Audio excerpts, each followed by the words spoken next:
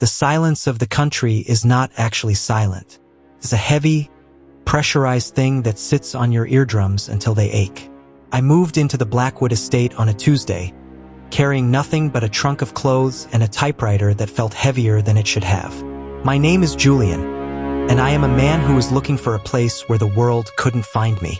I didn't realize that in looking for a place to hide, I was walking right into a mouth that had been waiting decades to snap shut. The house was a Victorian monstrosity, all gables and rotting gingerbread trim, perched on a hill that seemed to reject the very grass growing on it. The local realtor, a man named Mr. Henderson, wouldn't even step past the porch. He handed me the keys with a hand that shook just enough for me to notice. "The walls are thick," he had said. "Old insulation. Don't mind the settling noises." Settling noises. That's the lie we tell ourselves to stay sane in old houses. The first night was uneventful, save for the cold. No matter how high I cranked the ancient furnace, the air remained thin and freezing, as if the house itself was inhaling all the heat. I set up my desk in the library, the walls lined with empty shelves that looked like rows of open, hungry mouths. I started typing, the clatter of the keys echoing through the hollow halls. Clack, clack, clack. Then I heard it, a response. From the wall directly behind my desk, there was a faint, dry sound. Skitter, skitter, tap. I froze. My breath hitched. It sounded like a fingernail dragging across a chalkboard, but muffled by layers of wood and plaster. Mice, I told myself. It's always mice. But mice don't tap in triplets. Tap, tap, tap. I tapped back on the wood. The response was instantaneous. Tap, tap, tap. I didn't sleep that night. I sat in the center of the bed, the mattress feeling like a cold slab, watching the shadows dance. The wallpaper in the bedroom was a faded floral pattern, peeling at the corners. In the dim light of my bedside lamp, the vines seemed to writhe. I realized then that the house didn't smell like dust or rot. It smelled like copper, like old pennies and dried blood. By the second week, the settling had evolved. It wasn't just tapping anymore. It was a rhythmic thumping, deep within the structure of the house. It happened every night at 3:14 a.m. I would wake up exactly a minute before it started, my heart hammering against my ribs. Thump, thump, thump. It sounded like a giant heart beating in the basement, sending vibrations through the floorboards and up into my teeth. I began to explore the house with a flashlight and a hammer. I needed to find the source. I went to the cellar, a damp stone cavern that smelled of wet earth. I pressed my ear to the foundation. Nothing. I went to the attic, where the dust lay inches thick, undisturbed for years. Nothing. But when I returned to the main hallway, the sound was there, louder than ever. It wasn't in the pipes. It wasn't in the foundation. It was in the walls. I noticed the first physical change on the 10th day. A damp spot appeared on the wallpaper in the hallway, about 5 feet off the ground. It was shaped like a human hand. I touched it, expecting water or mold. It was warm, and it was sticky. I pulled my hand away, and a thin, translucent thread of something resembling saliva stretched from the wall to my fingertip. "Who's there?" I shouted, my voice cracking. The house seemed to hold its breath. Then, a voice, or the suggestion of one, drifted through the plaster. It didn't come from the room. It came from the space between the studs. Julian. It was my name, not spoken, but hissed, like air escaping a punctured tire. My blood turned to ice. I grabbed my coat and ran for the front door. I twisted the handle. It wouldn't budge. I pulled with all my might, but the door felt like it had been welded to the frame. I ran to the windows. They were painted shut. No, not painted. They were fused. The glass felt soft, like skin. I was trapped. The realization hit me like a physical blow. I wasn't a tenant. I was a guest at a dinner table, and I hadn't seen the menu yet. Days blurred into nights. I stopped trying to escape the doors and started trying to survive the interior. The house was changing. The hallway that led to the kitchen seemed longer than it had been the day before. The ceiling in the library was lower. The walls were closing in, literally. I found a crawl space behind a heavy wardrobe in the guest room. I don't know what possessed me to enter it. Maybe it was the need to confront the thing that was calling my name, or maybe the house was already influencing my mind. I lit a candle and squeezed through the narrow opening. Inside, the air was thick with the scent of ozone and rot. This wasn't a crawl space, it was a vein. The wooden beams were covered in a pulsating, gray membrane. Thin, hair-like fibers grew from the floorboards, reaching up toward me like anemones in a dark sea. I crawled further, the candle flame flickering wildly. I saw them then, the things in the walls. They weren't ghosts, they were husks, human shapes, pressed into the narrow spaces between the lath and plaster. There were dozens of them. Their eyes were wide, glazed over with a milky film, and their mouths were sewn shut with the same hair-like fibers I'd seen on the floor. They weren't dead. Their chests moved in agonizingly slow heaves. They were being kept alive, fed upon. One of them was fresh, a man in a realtor's blazer, Mr. Henderson. He looked at me, his pupils dilating in terror. He tried to scream, but only a wet, bubbling sound came from his throat. The fibers were growing into his skin, merging his nervous system with the house. I backed away, hyperventilating, but my foot caught on a clump of the gray membrane. I fell, my candle extinguishing as it hit the floor. Darkness, absolute and heavy, swallowed me. In the dark, the whispers started again. Hundreds of them. Join us, Julian. The wood is warm. The plaster is soft. Give us your breath. Give us your beat. I felt something cold wrap around my ankle. Felt like a wet rope, but it had a pulse. I kicked and screamed, scrambling back toward the wardrobe light. I burst back into the bedroom, slamming the wardrobe shut and pushing it against the wall. I sat there, sobbing, as the wood of the wardrobe began to groan. I realized then that the house wasn't built. It was grown. The Blackwood family hadn't been architects. They were cultists, or perhaps just victims who learned to farm. They had cultivated a sentient parasite that mimicked the shape of a home to lure in the lonely.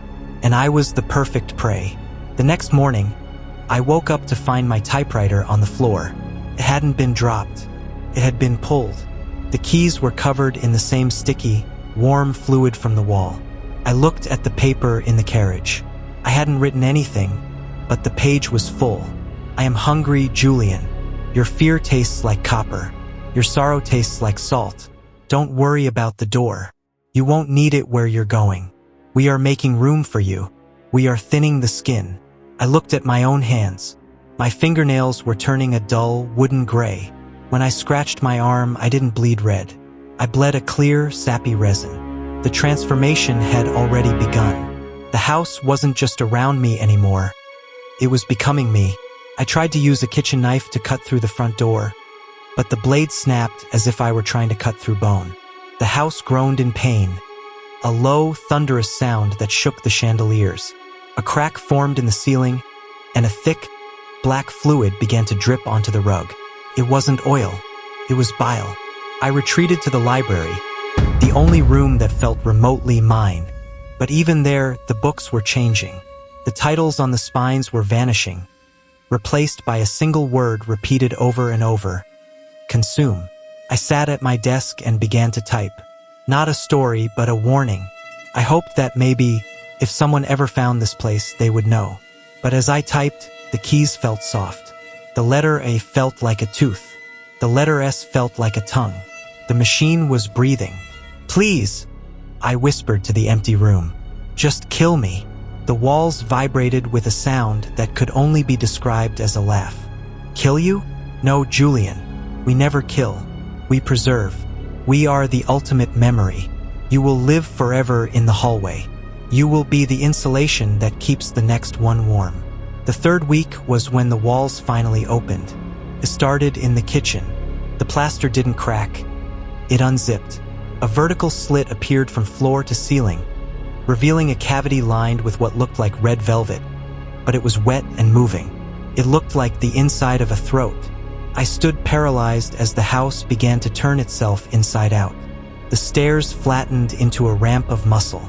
The windows clouded over entirely, turning into giant, milky cataracts. The something that lived in the walls was no longer hiding. It was claiming the space I occupied. I ran for the attic, the only place left with a semblance of solid wood. As I climbed, the steps felt squishy, like treading on a giant tongue. Each step sent a jolt of simulated pain through my own legs. The connection was almost complete. I could feel the wind hitting the roof as if it were hitting my own skin. I could feel the rot in the basement like a toothache in my jaw. In the attic, I found an old mirror. I looked at myself and I didn't scream. Couldn't. My skin was the color of aged parchment. My eyes were receding into my skull, becoming small and black like knots in a pine board. My hair was turning into fine, gray splinters. I saw a figure standing behind me in the reflection. It was tall, impossibly thin, its limbs elongated like structural beams. It had no face, only a series of horizontal slits that mimicked the lath behind the plaster. This was the architect, the heart of the hive. It didn't attack. It simply leaned over and whispered into the spot where my ear used to be. The cycle is beautiful, isn't it? One man's soul for a century of shelter. You are the mortar, Julian. You are the strength of the Blackwood name. It reached out a long, splintered finger and touched my chest. Where it touched, my shirt fused with my skin, and my skin fused with the air. I felt a sudden, horrific expansion. My consciousness was no longer confined to my body. I could feel the mice in the cellar. I could feel the crows on the chimney. I could feel Mr. Henderson's slow, rhythmic suffering in the crawl space. And then I felt the front door. It wasn't locked anymore. It was open. A young woman was standing on the porch. She looked tired, carrying a small suitcase and a laptop bag. She looked just like I had 3 weeks ago, lonely, looking for a place to disappear. "Hello?" she called out. Her voice was like music, vibrating through my new, wooden ears. "Mr. Henderson? I'm Sarah, the new tenant." The door was open, so I thought I'd come in. I tried to scream. I tried to slam the door. I tried to make the floorboards trip her. But I wasn't the master of this house. I was just a part of it. The architect used my vocal cords, now stretched thin across the rafters, to respond. "Welcome home, Sarah," the house whispered through the vents. The voice was mine, but it wasn't. It was warm. It was inviting. It was a lie. She stepped inside, and I felt the weight of her footsteps on my ribs. She walked into the library, and I felt her sit in my chair. She opened her laptop, and the heat from the battery felt like a pleasant tingle on my skin. I realized the twist then, the most horrific part of this existence. I wasn't just a prisoner. I was the lure. The house used the remnants of my humanity to create an atmosphere of soul and character. The reason the house felt like it had a history was because it was made of people who had been convinced they were safe. Sarah began to type. Clack, clack, clack. From the wall behind her, I heard a sound I was forced to make. Skitter, skitter, tap. She froze. I felt her heart rate spike through the floorboards. Tasted delicious. She tapped back on the wall. Tap, tap, tap. The architect forced my hand, a beam in the wall, to respond. Tap, tap, tap. I am the wall now. I am the floor. I am the ceiling. I am the something that lives in the walls. And soon, Sarah will be the insulation. As the sun set, the house began to breathe, a deep, rhythmic sound that Sarah mistook for the wind in the trees. But I knew better. The house was just licking its lips, preparing for the next course. I felt a damp spot forming in the hallway, 5 feet off the ground. It was the shape of Sarah's hand. The house was already dreaming of her. And as I merged deeper into the wood, my last human thought was a silent plea to the void. Don't go into the walls, because once you're in, you never, ever come out. You just become part of the architecture of the damned. If you love this story and want more contents like this, comment, like, and subscribe to the channel. Also, check out the channel for interesting videos.